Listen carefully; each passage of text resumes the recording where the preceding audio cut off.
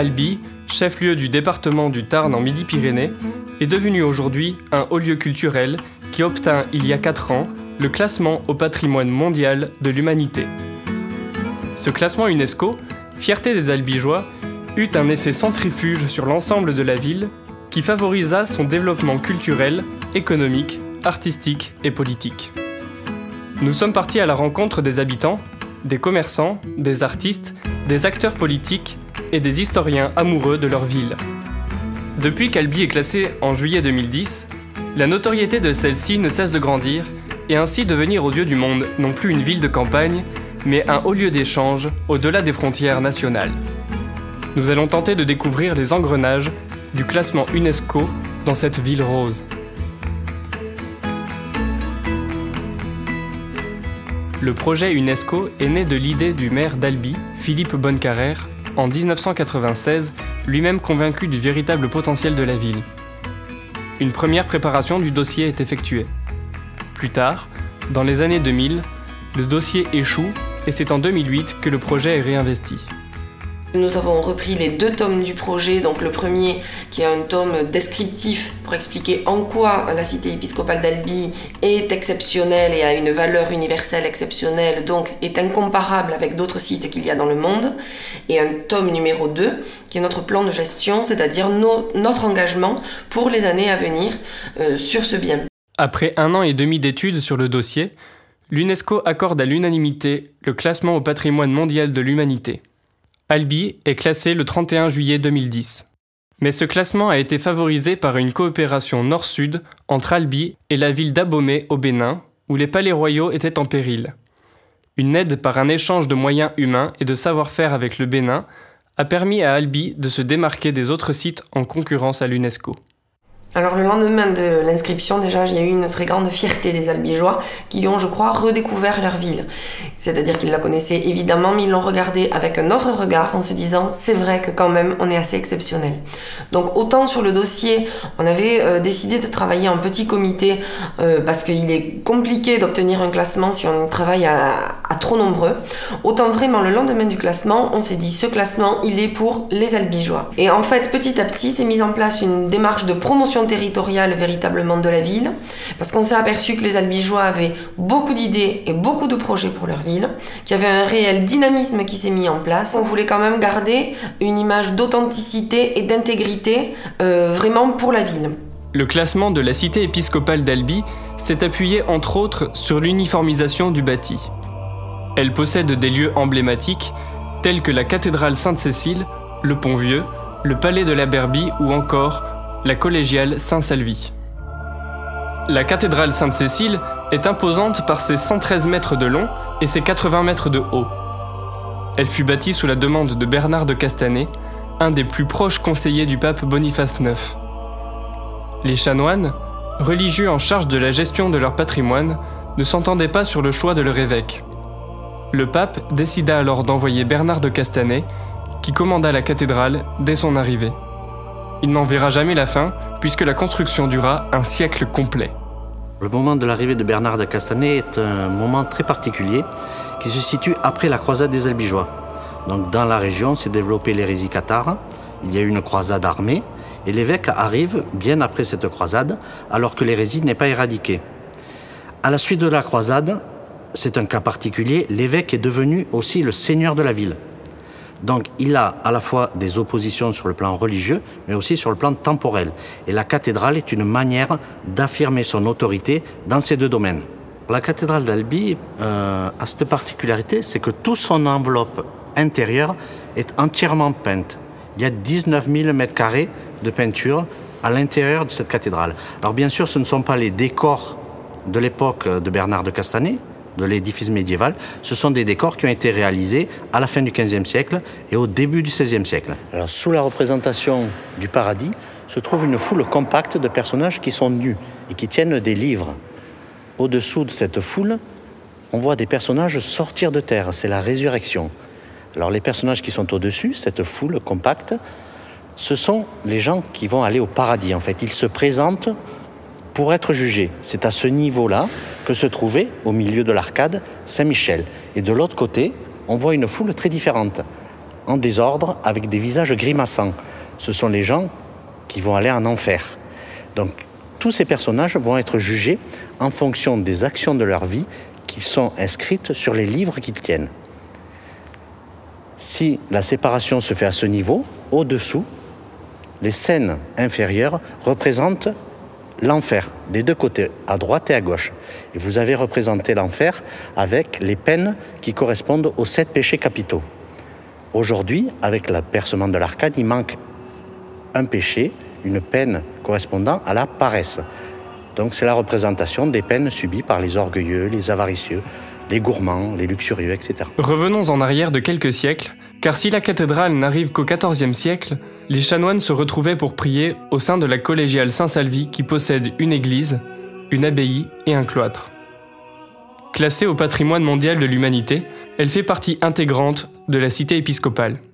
C'est une collégiale qui est dédiée au saint patron de la cité, Saint-Salvi, qui au VIe siècle appartenait à une famille de riches habitants.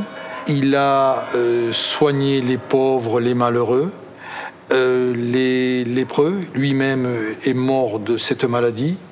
Il a été canonisé de son vivant. Il a été évêque d'Albi. Et suite à ça, une communauté s'est créée, c'est-à-dire une abbaye.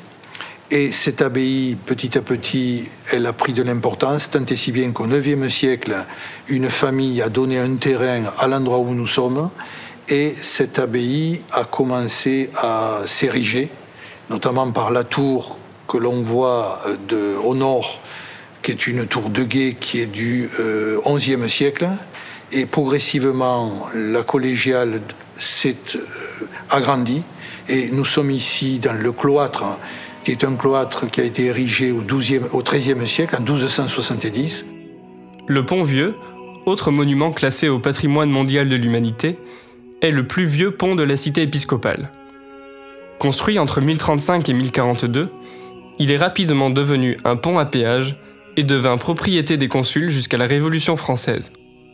C'est un pont médiéval qui a subi les inondations, qui a eu une première maison au XIVe siècle et en 1766, au moment de la Grande Crue, il avait 5 maisons dessus et ces maisons ont été détruites à ce moment-là puisque le pont a été ébranlé. Le palais de la Berbie, palais des évêques, a été construit au même moment que la cathédrale. Il avait pour fonction de recevoir les personnes importantes pour le développement de la ville et d'héberger les hauts dignitaires religieux. Ce palais héberge aujourd'hui le musée Toulouse-Lautrec. Le musée Toulouse-Lautrec, qui est dans le palais de la Berbie, est le résultat d'une longue histoire et c'est un des hauts lieux de la cité aussi épiscopale. C'est un château fort qui a été construit dans la deuxième moitié du XIIIe siècle, sûrement par l'architecte militaire du roi de Majorque, qui, en même temps qu'il construisait la cathédrale, a construit le château. Et en 1922, il a pris le nom de musée La Pérouse, puisque la comtesse Adèle, la mère du peintre Henri Toulouse-Lautrec, et son ami Maurice Joyan ont fait don à la municipalité d'Albi d'une collection de Henri de Toulouse-Lautrec. Donc aujourd'hui, c'est devenu véritablement le haut lieu de la peinture de Henri de Toulouse-Lautrec. Alors, le musée Toulouse-Lautrec, le musée de l'enfant du pays, on va dire, a été totalement réinventé, puisque après 11 ans de travaux et 40 millions d'euros investis sur ce musée, le musée Toulouse-Lautrec a réouvert l'année dernière, proposant une collection absolument exceptionnelle de Toulouse-Lautrec. Et c'est un musée qui est vraiment hors du commun, à la fois bien sûr donc par les collections de Toulouse-Lautrec et par le monument dans lequel il est, puisque le musée est dans le palais de la Berbie, qui est l'ancien palais des évêques d'Albi, et les architectes ont réussi vraiment des prouesses merveilleuses, puisque en fait il y a à la fois la mise en valeur de la collection de Toulouse-Lautrec et de ce lieu qui est véritablement exceptionnel. Donc la visite du musée se fait à la fois pour le côté artistique et pour le côté patrimonial. Dès le lendemain du classement, l'effet touristique s'est fortement ressenti. 500 000 touristes sont arrivés dès la première année. Aujourd'hui, on en compte un peu plus d'1 million. L'Office du tourisme a compté 42 nationalités différentes. De nouveaux commerces et de nouveaux restaurants se sont ouverts. Des artistes viennent s'installer ici chaque année. C'est-à-dire qu'avant, les personnes venaient sur Albi et y restaient un petit peu. Et depuis l'UNESCO, c'est vrai que les gens se renseignent un petit peu avant de venir sur Albi. Donc, ils ont leur tour sur Albi, cathédrale, musée, Sainte-Cécile. Et après, vous avez Cordes, vous avez Ambialé, Gaillac et tout ça. Donc, il reste un petit peu moins, vu qu'il y a énormément de choses à voir autour d'Albi.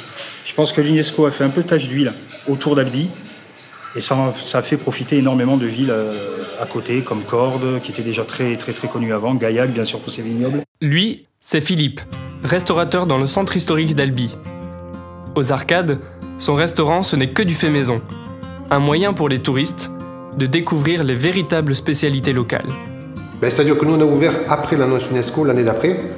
Donc nous, on n'a pas vraiment de comparaison parce que moi, j'ai créé le restaurant, on était déjà classé UNESCO et déjà, il y avait énormément Moi, j'étais déjà commerçant avant l'annonce de l'UNESCO. J'avais un magasin à proximité. Et c'est vrai que l'été, il y avait très peu de monde sur Albi. À l'annonce de l'UNESCO, c'était impressionnant. Et c'est vrai que depuis, tous les étés, il y a énormément de monde. C'est pour ça d'ailleurs que sur Albi, à l'espace de 3 ans, 3-4 ans, il y a énormément de restaurants qui sont montés par rapport à ça. Mais c'est vrai que la fréquentation est énorme. L'été, c'est impressionnant. Alors notre spécialité qui s'appelle la macaronade des Arcades. Donc là, c'est des pâtes fraîches avec une crème de foie gras émagré fumé, avec de très beaux morceaux de foie gras poêlés, des copeaux de parmesan, et on le propose avec un supplément de cèpe pour ceux qui aiment les cèpes. Une des spécialités qui marche très bien puisque c'est la spécialité qu'on a depuis le début. Et si pour Philippe, Albi est une véritable richesse culinaire et gastronomique, pour Clémence, Albi reste un lieu d'inspiration et de simplicité pour les artistes. Cette graphiste et peintre londonienne, gagnante du premier prix du Conseil général du Tarn 2014, est amoureuse d'Albi. Albi, c'est vraiment, elle m'a beaucoup inspirée, sa brique rose, c'est les rues colorées, c'est la cathédrale qui est magnifique, c'est autant d'éléments qui ont vraiment donné beaucoup d'inspiration à mes œuvres. Ce que j'aime le plus, c'est le centre-ville, c'est me promener dans les rues, c'est la chaleur humaine aussi, car les gens ici sont vraiment très sympathiques. On sent qu'il y a comme une innocence, un côté plus proche de ce que devrait être la vie au final, et c'est quelque chose qui m'a parlé dès le début.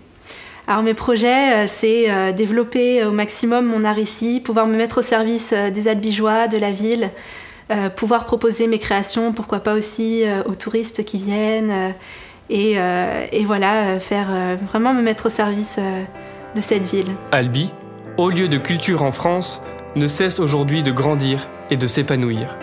La construction d'un palais des congrès dans le centre d'Albi est preuve d'une véritable dynamique économique et de la volonté des élus locaux de faire de leur petit nid un lieu aux moyens et aux ambitions internationales. Quant à l'implication des autochtones, cette participation favorise pleinement la sauvegarde d'un patrimoine exceptionnel.